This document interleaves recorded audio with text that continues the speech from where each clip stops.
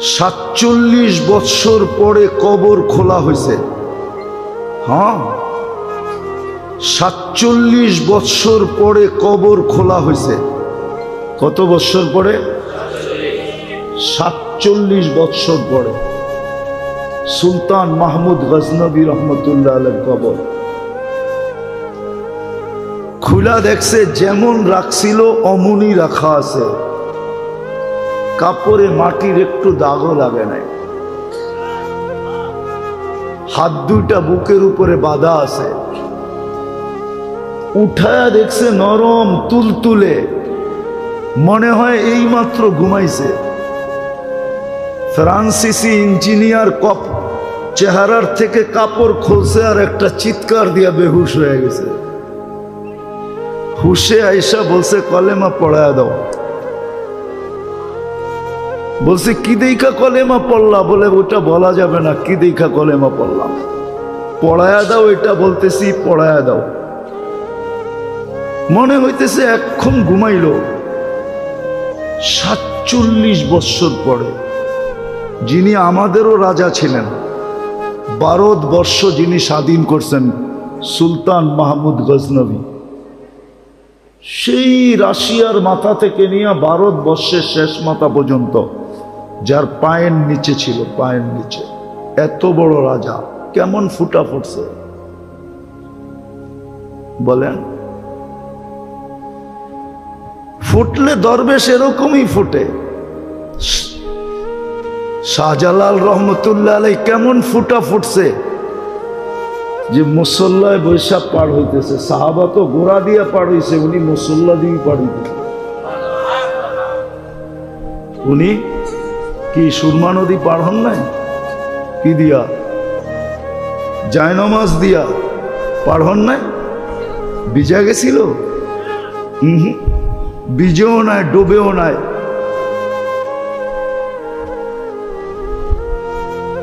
এরকম ফোটা ফুটছিলেন। তো যেটা বুঝাইতেছিলাম,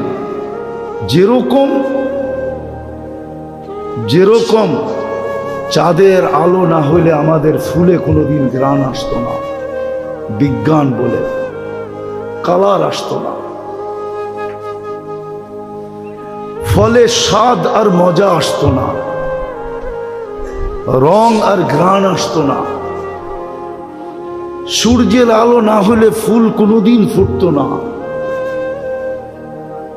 সূর্যের কিরণ আমাদের শরীরে না লাগলে অনেক কিছুই হতো না। তদ্রূপ আল্লাহর রহমত যতক্ষণ পর্যন্ত আমাদের উপরে না হবে, যুবকের উপরে যদি রহমত না হয় তো যুবক ফুটবে না, পুরুষের উপরে না হলে পুরুষ ফুটবে না, নারীর উপরে না হলে নারী ফুটবে না, জীবন কেটে যাবে, ফুটবে না। আমি ওই ফুটন্তের কথা বলতেছি, মনে উঠল বিদায় বলতেছি। লাশ জারি হোক, যুবকের হোক আর বৃদ্ধের হোক, নারী হোক আর পুরুষ হোক, ধনী হোক আর গরিব হোক, রাজা হোক আর প্রজা হোক, রব্বে কাবার কসম, জীবন যদি ফুটলো তাহলে লাশ কবরের পাশে নিবে আর কবর সেলুট দিয়া বলবে, ইদান উহাব্বিলু লাকা বাতনি খাদরা, ইদান উহাব্বিলু লাকা বাতনি খাদরা। তোমাকে রাখতে দেরি, আমার পেট সবুজ শ্যামল হইতে দেরি হবে না। ওয়া ইউহাব্বিল জিসমাকা নূরা, তোমার শরীর আলোকিত হবে। ইয়াসআদ রূহুকা ইলাল্লাহ, তোমার রূহ আল্লাহর সান্নিধ্যে চলে যাবে। তারাল জান্নাতা গুদুওয়াম ওয়া আশিয়া, তুমি সকালে জান্নাত দেখবে, বিকালে জান্নাত দেখবে যদি ফোটে। কিন্তু এটার জন্য শর্ত হলো আল্লাহর রহমত আসতে হবে। যুবকের যৌবনের উপরে আল্লাহর রহমতের ছোঁয়া লাগতে হবে। নারীর নারীত্বের উপরে কয়দিন থাকবা ওইখানে, কয়দিন থাকবো এখানে? 60-70 বছর, এর বেশি তো এখানে থাকার সুযোগ নাই। 60-70 বছরই থাকবো, বেশি দিন তো থাকবো না। কেউ থাকে নাই, কেউ থাকবে না। কোরআন হাদিসের কথাই সত্য, কবি মনীষীদের কথাই সত্য। আজল নে না ছোড়া কেসরা না দারা। মউত কাউকে ছাড়ে নাই, কাউকে ছাড়বে না। সৃষ্টির সর্দারকেই যখন ছাড়েন নাই, তার কাকে ছাড়বে? ঠিক না? সৃষ্টির রাজাকেই তো ছাড়েন নাই। মুহাম্মদুর রাসূলুল্লাহ সাল্লাল্লাহু আলাইহি ওয়াসাল্লাম সৃষ্টির রাজা, সৃষ্টির সর্দার। শুধু এইখানেই শেষ না, সৃষ্টির সর্দার। সৃষ্টিকে মনে হয় আল্লাহ কখনো রহমতের ছোঁয়া দিতেন না যদি মুহাম্মদুর রাসূলুল্লাহ না হতেন।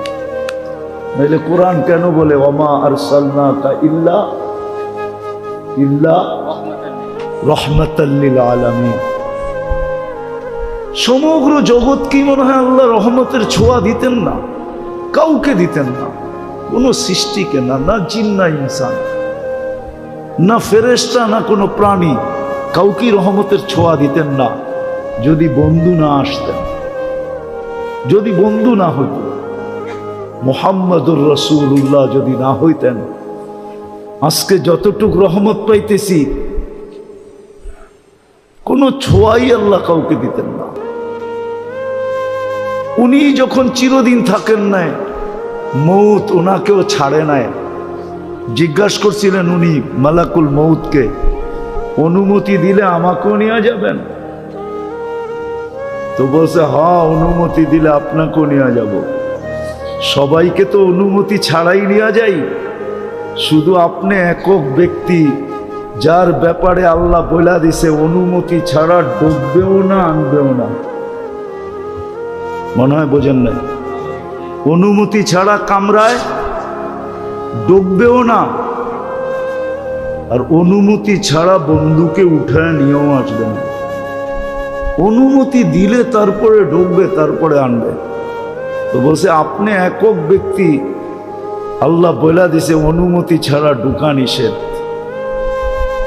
অনুমতি ব্যতীত বুকে হাত রাখা নিষেধ। অনুমতি দিলে আপনাকেও নিয়ে যাব। এই জন্যই মনে হয় কবি লেখছেন লাউ কানাতিদ দুনিয়া মুখাল্লাদা, দুনিয়া যদি চিরদিন কারো জন্য হতো মা মাতা মুহাম্মাদা। তাহলে কোরআন হাদিস পর্যালোচনা করলে দেখা যায় যে মুহাম্মদুর রাসূলুল্লাহ দুনিয়ার থেকে যাওয়ার ব্যক্তিত্ব ছিলেন না। উনিও যখন চলে গেছে আর কতদিন থাকবো আমরা? কিন্তু নিজেকে ফুটায় যেতে হবে। যুবক ভালো মতে বোঝো। এই জন্যই মনে হয় আল্লাহ সতর্ক করছেন লা ইয়াক্তাররুকা শাবাবুকা, যৌবনের তরঙ্গ যেন তোমাকে বিমুখ না করে, দিক হারা না করে, তোমাকে মাতাল না করে, উদাসীন না বানায়, পাগল না বানায় দেয়। যৌবনের তরঙ্গ যেন তোমাকে এদিক ওদিক না করে। কাম মিন শাব সাবাকাকা ইলাল মাউত, আমরা নারাজ হয়ে গেলে কিন্তু যৌবন সহ উঠে নিয়ে আসবে। হায় হায় হায়, যৌবন সহ কবরের কোলে ঢুকায় দিব। আর হাজারো ঢুকায় দিয়েছেন। আজকের দুনিয়ায়, আজকের দিনে খুঁজলেও পাওয়া যাবে সারা দুনিয়ায় কয়েক লক্ষ মানুষ মারা গেছে, তার ভিতরে পাওয়া যাবে যুবকের সংখ্যাই বেশি। চলে যেতে হবে। বাকি নারী পুরুষকে আল্লাহ সতর্ক করছেন লা তাফরাহ বিদুনিয়াইকা, দুনিয়ার উন্নতি তোমাদেরকে যেন বিমুখ না করে। ফা ইন্নাকা গায়রা মুখাল্লাদ, তুমি চিরঞ্জীব না, চিরঞ্জীব না, চিরঞ্জীব না। এই জন্যই ফেরেশতা কানে ধ্বনি দিবে আয়সা, জালাল ইশতিগাল বাকিয়াল ওয়াবাল। মারা যাওয়ার সাথে সাথে কানে ধ্বনি দিবে জালাল ইশতিগাল, ইনকাতাতিল আজাল ওয়ানকাতাতিল আমাল। তোমার বয়স শেষ, আশা শেষ। দ্বিতীয় ফেরেশতা বলবে জালাল ইশতিগাল, ব্যস্ততা শেষ, ব্যস্ততা। বাকিয়াল ওয়াবাল, সব ঘাটি সামনে। বিদায় নিজেকে ফুটে। সত্য এটাই, 14 তারিখে ফুটন্ত ফুল ব্যতীত কেউ হাত দেয় না। জানে যেই ফুল ফোটে নাই ওইটা নিয়ে গেলে জুতার বাড়ি দিব, জুতার বাড়ি। মনে হয় বোঝেন নাই, যুবকরা কিছু কিছু হয়তো বুঝছে, ঠোঁট দেখা বোঝা যায়। ফুটন্ত ফুল ছাড়া কেউ হাত দিয়া ছোঁয় না, ঠিক না? ছোঁয় না কি? হ্যাঁ, গ্রাম না থাকলেও চলে, কিন্তু ফুটন্ত হইতে হবে। কি ফুটন্ত? আর যদি ফুটন্ত না হয়, লয়া গেলে জুতা জুতা, ঠিক না? হ্যাঁ, I.U লিখবো তো দূরের কথা, জুতা দিব, জুতা। I.U বোঝো?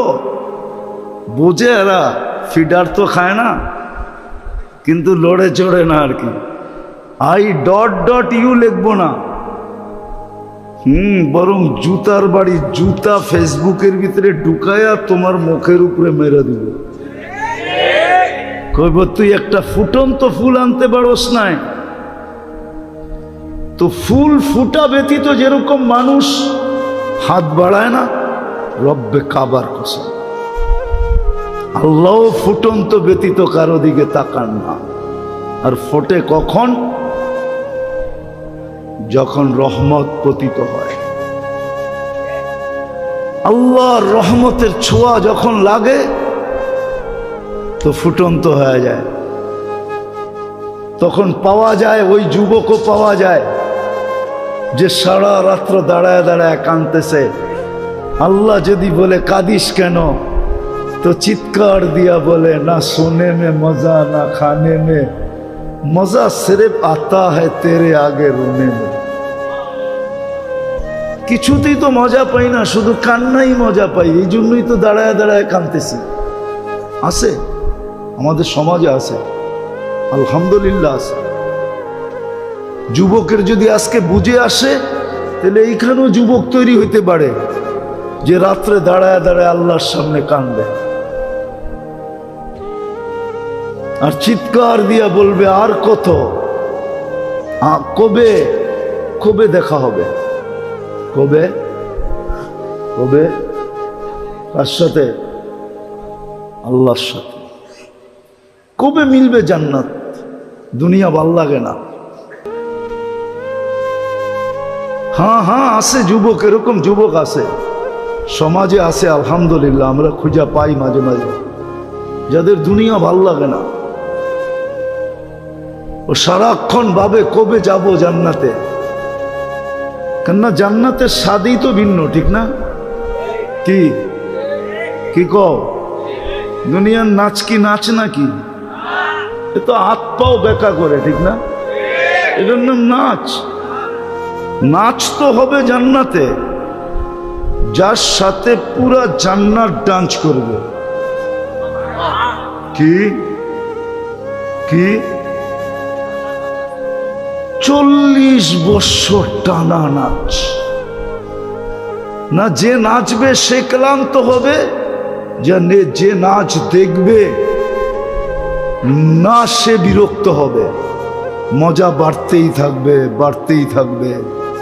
আর বাড়বে না কেন? যে নাচতেছে ও তো পড়া আছে 3 কিলোমিটার ঘেরের লেহেঙ্গা। কি লেহেঙ্গা বোঝেন? কয় কিলোমিটার ঘের? এরম মারলে 3 কিলোমিটার জায়গা নিয়ে ফুলা উঠবে। যাকে হাঁটু পর্যন্ত বানাইছেন আল্লাহ মুস্ক দিয়া, কমর পর্যন্ত বানাইছেন আম্বার দিয়া, কাত পর্যন্ত বানাইছেন জাফরান দিয়া, উপরের চেহারাটা বানাইছেন হোয়াইট কাফুর দিয়া, 120 ফিট লম্বা হবে, চুলটিও 120 ফিট লম্বা হবে। নাচতে নাচতে যখন মাঝে মাঝে চুলের আগা তোমার মুখে মারবো না, আল্লাহর রসুল তো একটা চুলের কথা বলছে, আকাশের নিচে লাড়া দিয়া দিলে লাতা আত্মারাতি দুনিয়া কুল্লা, সারাটা দুনিয়া সুগরানে মোহিত হয়ে যাবে। আর পুরা বেনিটা যখন তোমার মুখে লাগাবে তো কেমন সুবিধান হবে। ও যুবক, একটু ভাবো না। মজা বাড়তে থাকবে, কিন্তু নাচতে নাচতে এক সময় বলবে আর কত নাচ দেখবি, 40 বছর হয়ে গেছে। হ্যাঁ, খালি নাচেই দেখবি, ভিতরের কোনো কাহিনী দেখবি না। মনে হয় ফিডার খায়, কিচ্ছু বোঝে না। চল কামরায় তোরে কাহিনী দেখাই। আল্লাহ বানায় রাখছে, এই জন্যই তো যুবক সারা রাত্র কাঁদে। আল্লামা কর্তুবী রহমতুল্লাহ আলাইহি লেখছেন, এক যুবক সারা রাত্র নামাজ পড়তেন, সারাদিন রোজা রাখতেন। গড়ালারা বুঝাইছে এরকম করিস না, পাগল হয়ে যাবি। বন্ধুরা বুঝাইছে, কার কথা মানে ও? মজা পাইলে কি আর কারো কথা মানে? কি মানে নাকি? হ্যাঁ, নাইলে মাদক নিরাময় সেন্টার এত হইতো কেন? ও তো মাদকে মজা পায়, এখন নিরাময় সেন্টারে যাইও ছাড়তে চায় না, ঠিক না? ছাড়ে নাকি? ওইখান থেকে বাইরে আইসা যেই সেই কি ওই যেটা বলে ওইটা তো বলি, ঠিক না? আমি শেষ জায়গায় চলে আসছি, কিন্তু নামাজের সময় হয়ে যেতেছে। তো জান্নাতে মজা বাড়তে থাকবে। তো যুবককে বুঝাইছে পাগল হয়ে যাবি। একদিন সকালে রাস্তা দিয়ে দৌড়াইতেছে আর বলতেছে, আইনা আইনা আইনা কোথায়? তো সবাই বলতেছে, বলছিলাম না পাগল হইব, ওই যে দেখো এখন তো লুঙ্গি নিচে আছে, কতক্ষণ পরে খুইলা মাথায়ও দিতে পারে, মাথায়ও বাঁধতে পারে। তো সবাই দৌড়া, বন্ধুরা জিজ্ঞেস করছে, আরে তুই দৌড়াস আর আইনা আইনা এটা কি বলিস? আইনা আইনা আইনা কোথায়? কই ঘুমায় গেছিলাম, সকালে তন্দ্রা আসছিল, তো দেখলাম এক জান্নাতের বাগান, ফলে ফুলে ভরা, ভিতরে এক ঝর্ণা, পানি ভরতে ছিল এমন মেয়েরা যাদের বর্ণনা দেওয়ার মতো আমার পক্ষে সম্ভব না। শুধু আমি না, সৃষ্টিও মনে হয় সৌন্দর্যের বর্ণনা দিতে পারবে না।